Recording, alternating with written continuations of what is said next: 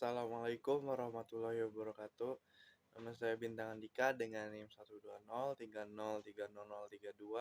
Saya dari kelas ATN 3A ingin memenuhi ulangan akhir semester dengan mereview pertemuan ke-9 sampai dengan ke-15.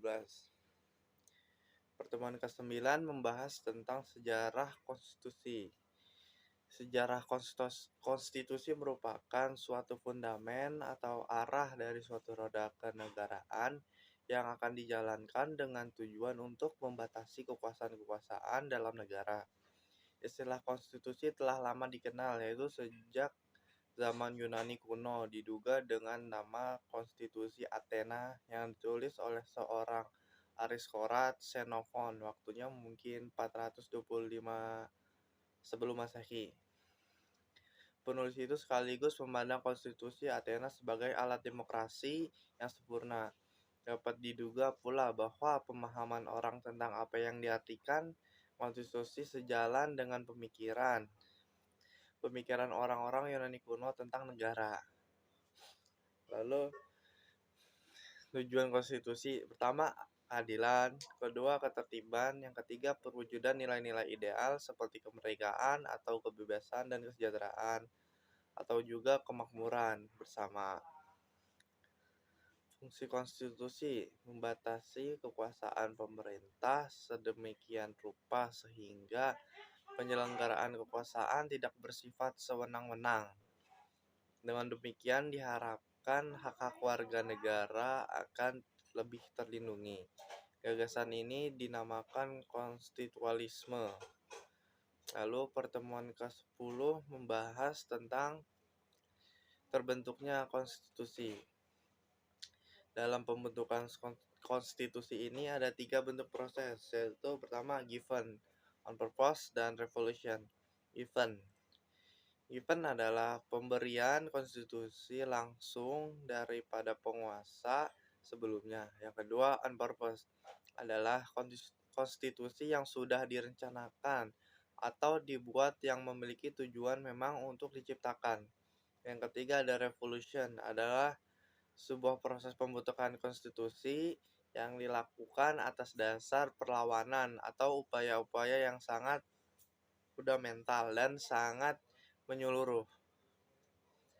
Lalu pada pertemuan ke-11 membahas tentang konstitusi, konstitusionalisme, dan negara.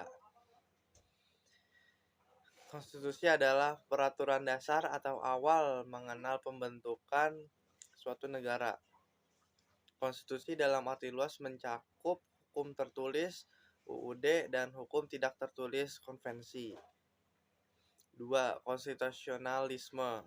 Menurut Carl J. Friedrich dalam bukunya Constitutional Government and Democracy, konstitusionalisme adalah gagasan bahwa pemerintah merupakan suatu kumpulan kegiatan yang diselenggarakan oleh dan atas nama rakyat, tetapi yang dikenakan beberapa pembatasan yang diharapkan akan menjamin bahwa kekuasaan yang diperlukan untuk pemerintahan itu tidak disalahgunakan oleh mereka yang mendapat tugas untuk memerintah. Dipandang bahwa cara pembatasan yang dianggap paling efektif ialah dengan jangan membagi kekuasaan. Lalu gagasan konstitusionalisme mengandung arti bahwa penguasa perlu dibatasi kekuasaannya, dan karena itu kekuasaannya harus dirinci secara tegas. Pada pertemuan ke-12 membahas konstitusi Madinah dan ketatanegaraan modern. Piagam Madinah sebagai konstitusi negara. Piagam Madinah adalah dokumen perjanjian persahabatan antara Muhajirin Anshor dan Yahudi dan sekutunya bersama Nabi Muhammad yang menjamin hak-hak mereka, menetapkan kewajiban-kewajiban mereka, dan membuat prinsip-prinsip pemerintahan yang bersifat fundamental, yang sifatnya mengikat untuk mengatur pemerintahan di bawah pimpinan Nabi Muhammad. Lalu menurut Munawir Syazali menyimpulkan, prinsip dasar piagam ini adalah satu, semua pemeluk Islam meskipun berasal dari banyak suku, tetapi merupakan satu komunitas. Dua, hubungan antara anggota komunitas Islam dengan anggota komunitas yang lain didasarkan atas prinsip-prinsip. Yang ketiga, bertetangga baik. Yang keempat, saling membantu dalam menghadapi musuh bersama. Yang kelima, membela mereka yang teraniaya. Yang keenam, saling mengasihi. Dan yang terakhir, ketujuh, menghormati kebebasan beragama. Lalu pada pertemuan ke-13 membahas tentang faktor-faktor daya ikat konstitusi. Yang pertama adalah pendekatan dalam aspek hukum. Hukum harus sesuai dengan ideologi bangsa sekaligus sebagai pengayom rakyat. Menurut KCWR, aliran positivisme hukum bahwa konstitusi itu mengikat. Maksudnya adalah karena ditetapkan oleh badan yang berwenang membentuk hukum dan konstitusi dibuat atas nama rakyat. Lalu yang kedua, pendekatan dalam aspek politik. Hubungan hukum dengan kekuasaan adalah menurut Van Apeldoorn mengatakan bahwa hukum itu identik dengan kekuasaan. Padahal sebenarnya tidak semua kekuasaan adalah hukum, karena keduanya mempunyai arti yang berbeda. Lalu yang ketiga ada pendekatan dalam aspek moral.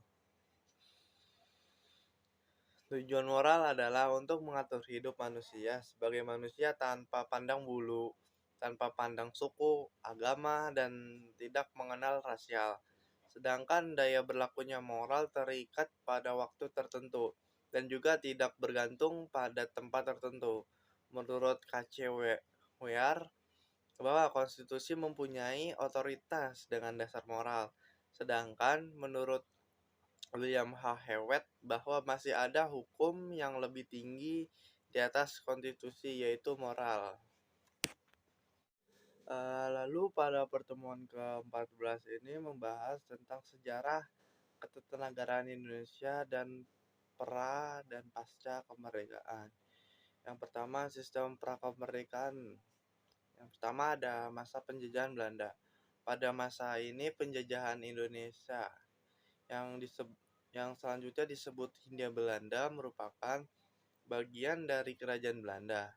Hal ini nampak jelas tertuang dalam pasal 1 Undang-Undang Kerajaan Belanda atau IS 1926.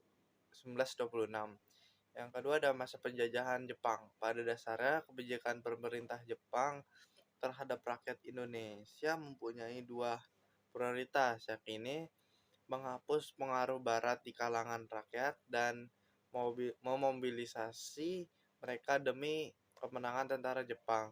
Seperti halnya pemerintah kolonial Belanda, pemerintah militer Jepang bermaksud menguasai Indonesia untuk kepentingan mereka sendiri.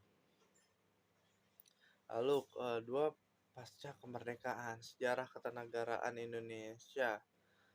Periode 1945 yang pertama 1945 sampai 49. Dua, sejarah ketenagaraan Indonesia periode 1949 sampai dengan 1950. Yang ketiga ada Orde Lama 1999 sampai dengan 1965. Dan yang sekarang era reformasi dari 1998 sampai dengan sekarang. Lalu yang pertemuan terakhir membahas tentang hukum kewarganegaraan. Hukum antara warga negara dan negara dinyatakan dengan istilah kewarganegaraan.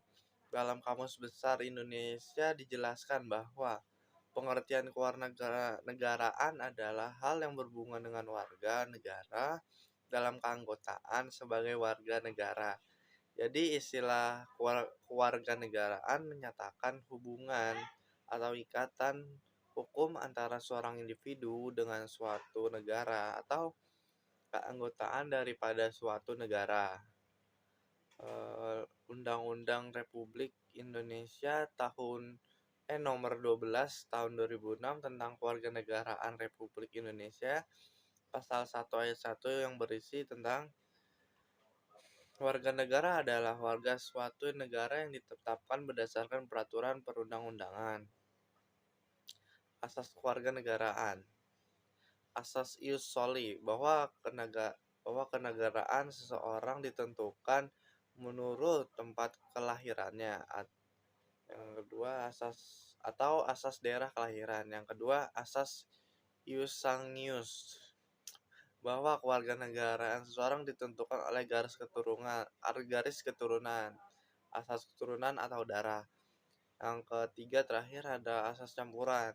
Mungkin saja itu dari saya, kurang lebihnya mohon maaf dan terima kasih atas satu semester ini. Terima kasih. Wassalamualaikum warahmatullahi wabarakatuh.